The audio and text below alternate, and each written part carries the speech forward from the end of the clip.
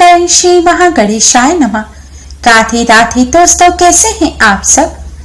दोस्तों, हिंदू धर्म में पितरों की आत्मा की शांति के लिए पितृपक्ष में उनके नाम से श्राद्ध और तर्पण किया जाता है। पितृपक्ष 16 दिनों तक रहते हैं और इनका समापन अश्विन मास की अमावस्या तिथि को किया जाता है, जिसे सर्वपितृ अमावस्या या पितृ विसर्जनी अमावस्या, महालया अमावस्या भी कहा जाता है। इस बार पितृपक्ष भाद्रपद पूर्णिमा पर 29 सितंबर को शुरू होकर 14 अक्टूबर सर्वपितृ अमावस्या पर समाप्त होंगे। कहते हैं कि पितृपक्ष के पहले दिन पितृलोक से धरती लोक पर आ जाते हैं और 16 दिनों तक अपने परिजनों बीच रहकर परिजनों द्वारा अर्पित किए गए श्राद्ध तर्पण पिंडदान को ग्रहण करते हैं और सर्वपितृ अमावस्या की रात्रि को वापस चले जाते हैं। हिंदू धर्म में पितृपक्ष का विशेष महत्व होता है, क्योंकि इन 16 दिनों पितृ अपने परिजनों द्वारा श्राद्ध तर्पण भोजन ग्रहण करते हैं। कहते हैं इन दिनों में पितरों को भूख प्यास भी लगती है, सर्दी गर्मी भी लगती है, इसलिए इन दिनों पितरों की पसंद का भोजन बनाकर उनका श्राद्ध किया जाता है। पितृपक्ष के दौरान पितरों के निमित्त भोजन निकालने से पितरों की आत्मा को शांति मिलती है, पितरों को भूख प्यास से मुक्ति मिलती है, जिससे वह प्रसन्न होकर अपने परिजनों को अपना आशीर्वाद देते हैं। पितृपक्ष पितरों को प्रसन्न कर पितृदोष से मुक्ति पाने के लिए बहुत ही खास माने जाते हैं।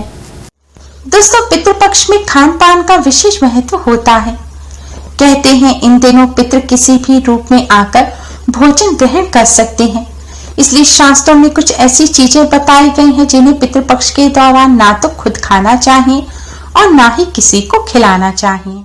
अगर आप खान पान में कुछ गलतियां कर देते हैं तो इससे पितृ नाराज हो जाते हैं और पितृ जब रुष्ट होते हैं तो पितृदोष लगता है, जिससे जीवन में कई कष्ट उठाने पड़ते हैं। दोस्तों, वीडियो में आगे बढ़ने से पहले वीडियो को लाइक कर अपने फ्रेंड्स के साथ शेयर जरूर करें और यूजफुल वीडियोस के लिए चैनल को सब्सक्राइब कर बेल आइकन को भी जरूर दबाएं। धार्मिक मान्यताओं के अनुसार श्राद्ध के समय पितरों की पसंद का भोजन ही बनाना चाहिए, जिससे पितृ तृप्त हो और प्रसन्न हो। वहीं हम कुछ गलतियां कर बैठते हैं, क्योंकि अधिकतर पितरों को प्याज लहसुन का भोजन पसंद होता है और कई लोग श्राद्ध के दिन प्याज लहसुन का भोजन ही बना लेते हैं, लेकिन ऐसी गलती भूलकर भी नहीं करनी चाहिए। जब व्यक्ति की मृत्यु हो जाती है तो वह पितृ बन जाते हैं और पितरों के देवता भगवान विष्णु, मां लक्ष्मी जी हैं।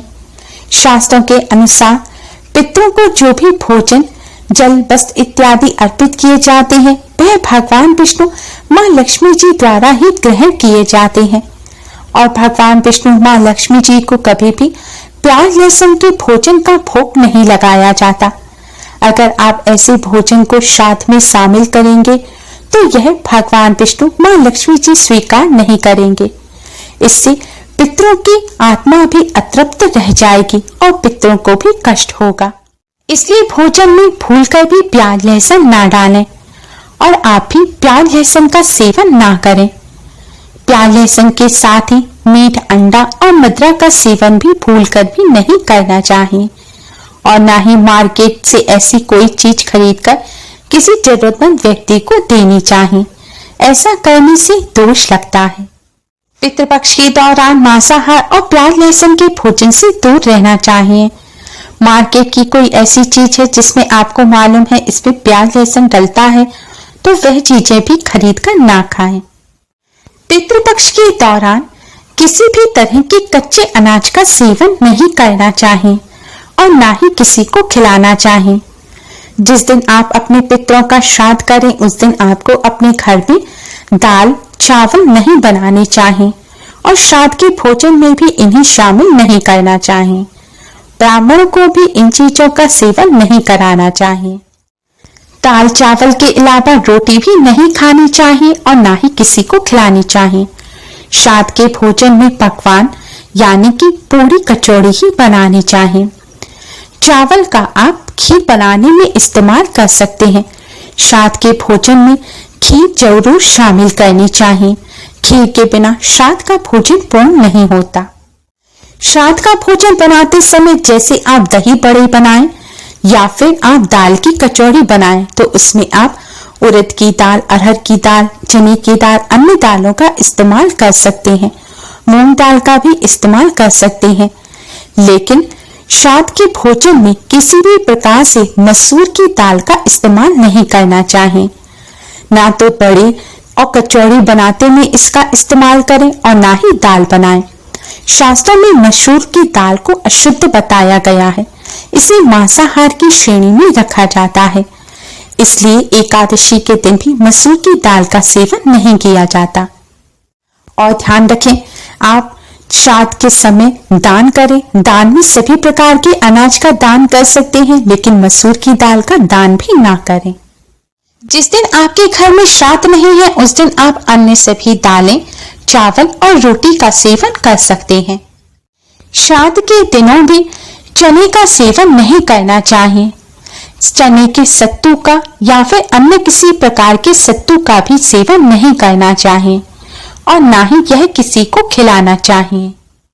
चने से बने बेसन का इस्तेमाल कर सकते हैं। इसकी पकौड़ी बना सकते हैं, गट्टे बना सकते हैं, अन्य भोजन बना सकते हैं, लेकिन चने का इस्तेमाल ना करें। ध्यान रखें, श्राद्ध के भोजन में या फिर श्राद्ध पक्ष के दौरान कड़ी भी नहीं बनानी चाहिए। कड़ी ना तो खानी चाहिए और ना ही किसी को खिलानी चाहिए।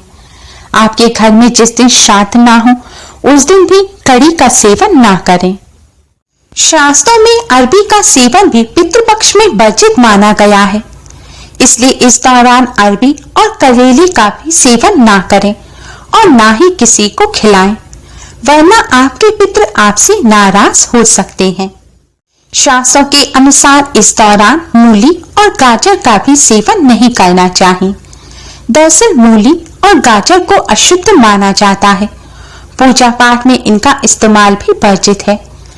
दरअसल इन सब्जियों का जो संबंध है वह राहु ग्रह से होता है। इसलिए पितृपक्ष के दौरान इनका सेवन नहीं करना चाहिए और ना ही श्राद्ध के भोजन में इन्हें बनाना चाहिए। पितृपक्ष में लौकी, खीरा और सरसों का साग ना तो खाया जाता है और ना ही किसी को खिलाया जाता है। श्राद्ध पक्ष में इन चीजों का खाना और खिलाना दोनों ही प्रतिबंधित है। पितृपक्ष में काली नमक का सेवन भी पूरी तरह से प्रतिबंधित है। इस दौरान ना तो काला नमक खाएं और ना ही किसी प्रकार के भोजन में काले नमक का इस्तेमाल करें। पितृपक्ष में बासी भोजन भी करना मना होता है। पितृपक्ष में बासी भोजन ना तो खुद खाना चाहिए और ना ही किसी को खिलाना चाहिए। आपके द्वार पर कोई जरूरतमंद व्यक्ति आते हैं तो उनको भी भूलकर भी बासी भोजन ना दें। इस दौरान दूध से बनी चीजें, सभी चीजों से भी परहेज करना चाहिए। शास्त्रों के अनुसार इस समय पितरों के साथ ही कई अतृप्त आत्माएं भी घूमती रहती हैं और वह दूध से बनी चीजों पर आकर्षित होती हैं। इसलिए इस दौरान दूध से बनी चीजों का सेवन ना करें। खासकर दूध की मिठाई का सेवन ना करें और सीधे दूध का भी सेवन ना करें। जितना हो सके इन चीजों से बचाव करें। अगर दूध की मिठाई का आप सेवन कर भी रहे हैं तो घर से निकलने से पहले कुल्ला कर कुछ नमकीन चीज खाकर ही घर से निकलें। लेकिन ध्यान रखें, दूध का भूलकर भी सेवन ना करें और ना ही किसी को कराएं। दूध से बने हुए दही, दही के रायते या फिर आप खीर, चाय, कॉफी का सेवन कर सकते हैं। सीधे दूध का सेवन ना करें। पितृपक्ष के दौरान एक अन्य चीज जिसे कहते हैं कुम्हड़ा, कुम्हड़े की सब्जी बनाई जाती है। वह सब्जी जिससे पेठा भी बनता है। आपको उसका भूलकर भी सेवन नहीं करना चाहिए और ना ही श्राद्ध के भोजन में उसे शामिल करना चाहिए। श्राद्ध का भोजन बनाते समय लोहे के बर्तन का इस्तेमाल नहीं करना चाहिए। भोजन में काले तिल अवश्य ही डालने चाहिए। भोजन बनाते समय भी आप काले तिल डाल सकते हैं या बनाकर ऊपर से भी डाल सकते हैं। तभी इसका आप भोग लगाएं और पंचबली भी तभी निकालें। कहते हैं काले तिल डले हुआ भोजन पितरों को प्राप्त होता है। अगर काले तिल नहीं होते तो वह राक्षसों को प्राप्त होता है। इसलिए इस बात का विशेष तौर पर ध्यान रखें। श्राद्ध के भोजन की पंचबली अवश्य ही देनी चाहिए। यानी कि भोजन बनाने के बाद सबसे पहले भोजन में से थोड़ी सी खीर पूरी तोड़कर आप गैस पर रखकर गैस जलाकर उसे अग्नि देवता को समर्पित करें। इसके पश्चात भोजन के 5 थोड़े थोड़े अंश निकालें। एक अंश गौ माता के लिए, दूसरा कौवे के लिए जो अपनी छत पर या घर के आंगन में रखें, तीसरा कुत्ते यानी स्वान के लिए, चौथा चींटियों के लिए और 5वां ब्राह्मणों के लिए। ब्राह्मण को घर बुलाकर भोजन ना करा सके तो ब्राह्मण का भोजन आप उनके घर पर ले जाकर दे सकते हैं। पंचबली का जब आप भोजन निकालें, यानी कि जब आप गौ माता, कुत्ते, स्वान या फिर चींटियों के लिए भोजन रखें, तब ध्यान रखें इस भोजन को हो सके तो आप पत्तल पर रखें। इसके लिए सबसे अच्छा तुरई के पत्ते माने जाते हैं। श्राद्ध का भोजन तुरई के पत्तों पर रखकर अर्पित करना चाहिए। अगर वह ना हो तो आप जो पत्तों के बने पत्तल मार्केट में मिलते हैं उस पर रखकर भी अर्पित कर सकते हैं, लेकिन केले के पत्ते पर श्राद्ध का भोजन कभी ना रखें। ब्राह्मण के घर भोजन देकर आए तो भोजन में जल अवश्य ही देकर आए और जो गौ माता, कौवे, स्वान और चींटियों के लिए अंश निकाले उसमें भी थोड़ा थोड़ा सा गंगा जल अवश्य डालें। गौ माता के में एक तुलसी पत्र भी अवश्य रखें। अगर आप ज्यादा प्रकार का भोजन ना बना सके तो कम से कम पूरी और खीर अवश्य ही बनाएं। पितरों के लिए पूरी और खीर का भोजन ही सर्वश्रेष्ठ माना जाता है।